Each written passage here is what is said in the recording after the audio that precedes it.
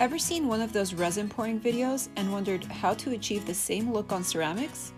In this video, I'll be showing you how to use a marbling technique called combing, where a brush is combed between alternating colors of wet underglaze to create swirls naturally seen in marble. If you're going to be marbling your entire form, you'll want to work one section at a time, making sure the section you're working on is flat and level. I'll be using white, yellow, and blue underglaze.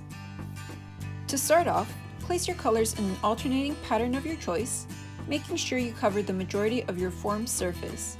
But don't worry if you miss a few spots, as you will be using your brush to move the underglaze around and fill in those areas. This design is fairly simple to do, but can get tricky as it may be unpredictable in the way your colors swirl together. By dampening your round brush with water before brushing through, you'll allow your brush to flow between colors more smoothly. The direction your brush moves in is the direction your swirls move in, so if you're strategic, you'll be able to manipulate your swirls to a certain extent. When your underglaze is wet, try not to move it around, as it may drip onto other sections of your form and potentially ruin any design you may have already created on those sections. If this does happen, wipe away the wet underglaze as soon as possible before it gets a chance to dry. You'll know your underglaze is dry enough to move to another section when it shifts from glossy to matte. At this point, you can switch to a different section of your form and repeat.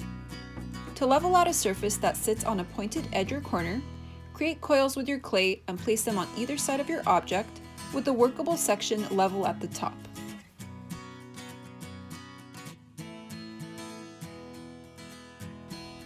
Leveling out your object will prevent your underglaze from running all over the place, but running underglaze can sometimes create an interesting effect.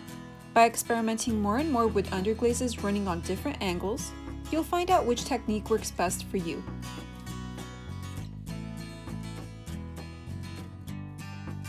This process is time-consuming, and it took me 3.5 hours, drying time included, to marble all sides of my form, so take this into consideration when using this decorative technique. But the end results are beautiful and extremely satisfying, so it's definitely worth a try.